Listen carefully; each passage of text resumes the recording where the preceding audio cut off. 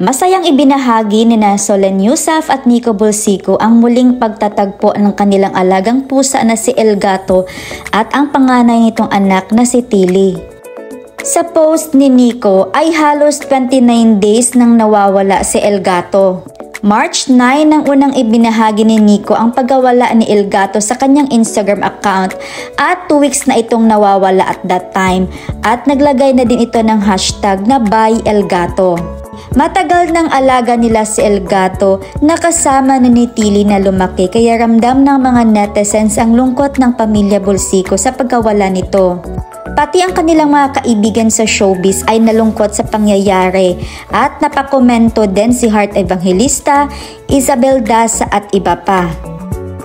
Komento pa ni Heart, "I'm sorry to hear sos."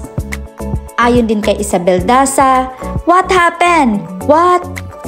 Ayon pa sa isang netizen, "Don't lose hope. Cats can wander around for months and finally find its way back home. Could El Gato wander back to your former house? Leave her toy by your gate or around your house to lure her back." Tila nawala na ng pag-asa na makitang muli si El Gato at umaasa sila na sana may taong makakita at magdala sa kanya sa maayos na pamilya. At nitong March 21, after 29 days ng pagkawala ni El Gato, ay bumalik na ito sa tahanan ng mga Bolsico. Di na nila idinitali kung paano ito nakauwi. Sa video na binahagi ni Nico ay makikitang sinurpresa nila si Tilly at ramdam ang pananabik sa alaga. Marami ang natuwa sa balitang ito na pati si Heart Evangelista ay napakomento ulit, "I'm so happy to hear this."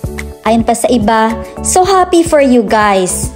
Ayon pa sa isang netizen, "OMG, this makes my day. I was so bothered I keep checking your account hoping that he's back.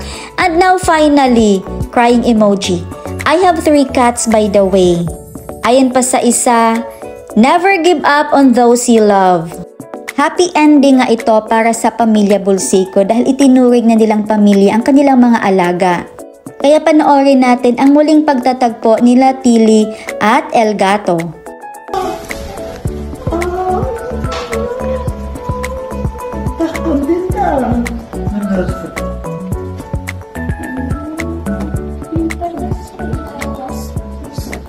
Triste.